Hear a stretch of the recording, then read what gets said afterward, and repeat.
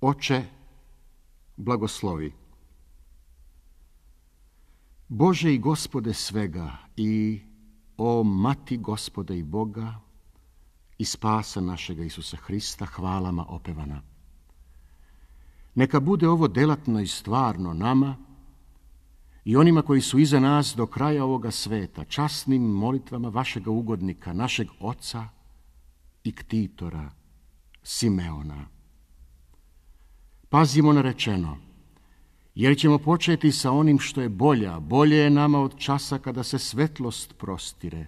Čini mi se da oni koji čine tumačenja o delima svetlosti službu treba da počinju od svetlosti. Zapovedam svima vama od Gospoda Boga Svedržitelja da ovaj sveti manastir bude slobodan od svih tu vlasti, i od prota, i od drugih manastira, i od osobnih vladika, i da nije ni pod čijim pravima, ni carskim, ni crkvenim, ni drugim ničijim, nego da je pod jedinom slavljenom Bogorodicom nastavnicom i pod molitvom preblaženoga i svetoga oca Simeona i onoga koji igumanuje u njemu, da imate nepokolebljivu i neizmenjenu slobodu koja neće nikako propasti. Jer mnogim znojem i trudom obnovi se ovo opustelo mesto i svrši se i bi zapoveđeno od onih koji su ga postavili da bude slobodno. Ako se pak zgodi da zlom i lukavom voljom padne pod vlast pokvarenih i lukavih ljudi koji ne gledaju ni na što drugo nego na pogubnu korist, jadno jadnik učinit će. 3 put je on jadan i 3 put proklet, mako bio ko pogazi slobodu. Neka ovo bude na taj način propisano.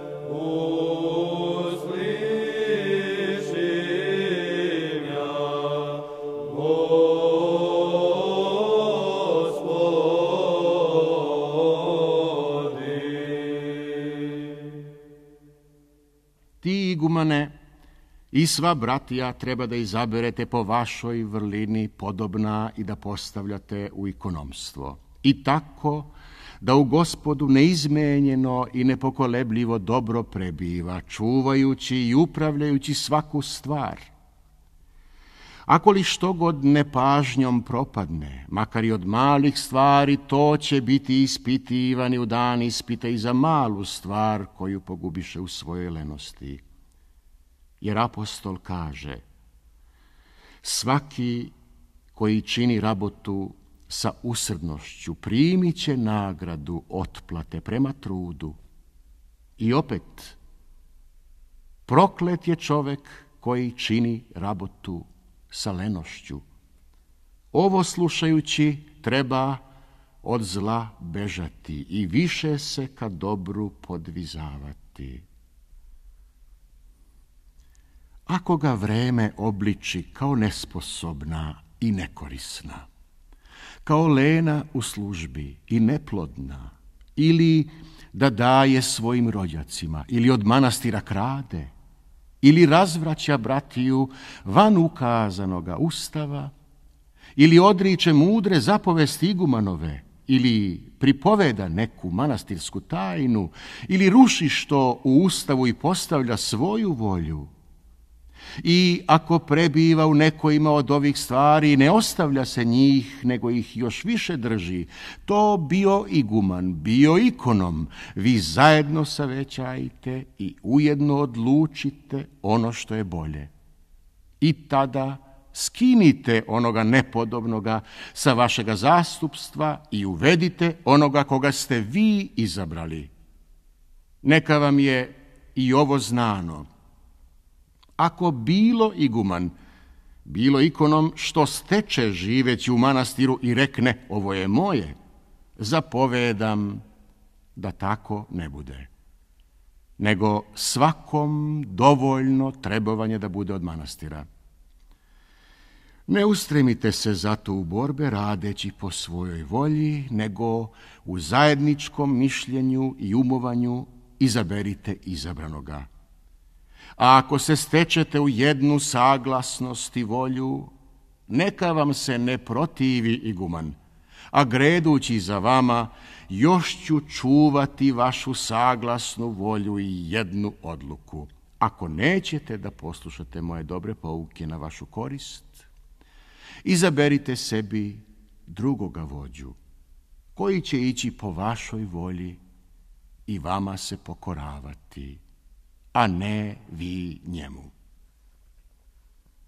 Hoćemo da se ne uzimaju od nas stečeni svešteni sasudi, ikone i zavese i knjige, niti ostale sve crkvene tečevine. I ne samo da se ne uzimaju, nego neka se odatle ni ne pokreću i nikada ni od koga ne uzimaju. Ako nešto od ovoga otimajući uzima radi nekoga izgovora, neka padne u greh crkvene krađe i zbog ovoga neka bude osuđen zakonskom kaznom. Iz drugog opravdanog razloga uzimati ove ili premeštati ni mi, niti drugi neko dobro mudrujući ne može narediti, osim u vreme nevolje od požara manastira, kada se dogodi da se zapali ili padne od zemljotresa. Ili što drugo što će biti manastiru od pomoći, a druge nikakve pomoći nema, tada neka se ovi pokreću. Ali da to ne čini sam iguman tajno, nego po dogovoru i odluci sve starije bratije. Treba veoma paziti da se sačuva znajući da je protivnome lako naići na njih i dovesti do pada. A treba i ovo rasuditi. Neka se povinuje novodošavši onome koji je predošao, nepismeni pismenome, neuki obrazovanome i mlađi starijem.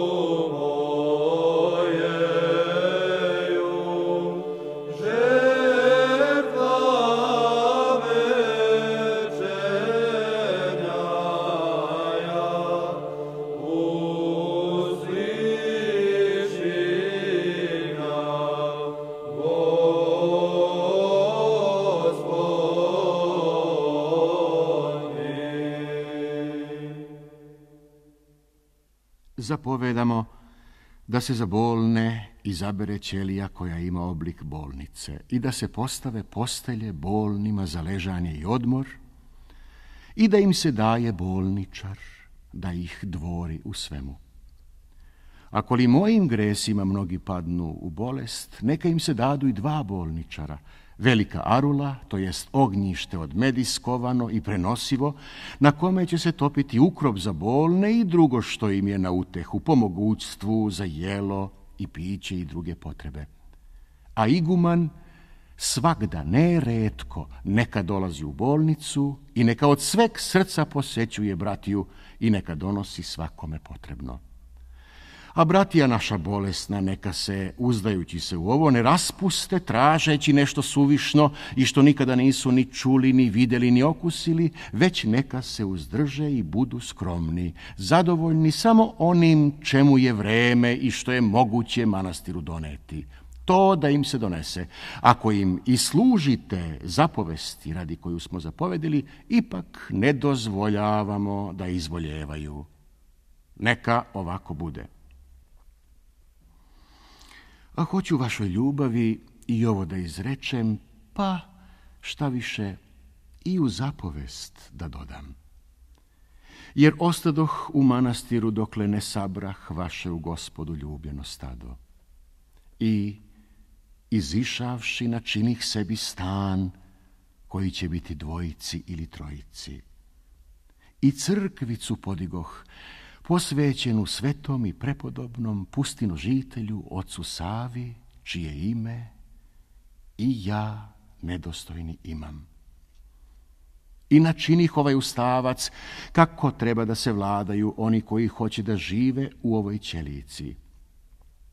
Te ovu zapovest dajem igumanu i vama, da ne postavi onoga koji služi radi telesnoga odmora, ili opet nepismenoga, ili onoga koji trguje u njoj, nego da se izabira onaj koji hoće i želi da ide tesnim putem i da uđe kroz uska vrata.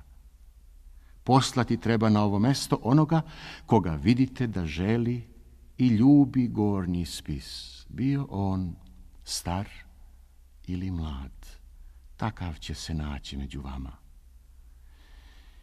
I ovo zapovedam posle moga odlaska Gospodu. Da ne date u ono mesto ništa, niti pak dozvoljavam da uzmete od njega nešto. Ako li prekršite ovu zapovest, uvredit ćete mesto ono i neka vam je suparnik na strašnom sudu prepodobni Sava i ja, smrt.